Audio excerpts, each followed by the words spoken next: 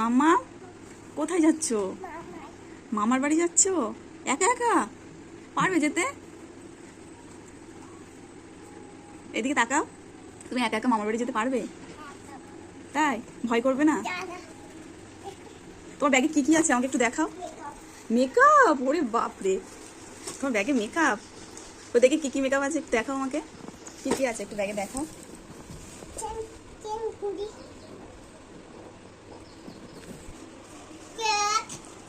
কই দেখি মেকআপ কি কি আছে। এ বাবা, এই তো ব্যাট, হেয়ার ব্যান্ড, বাহ।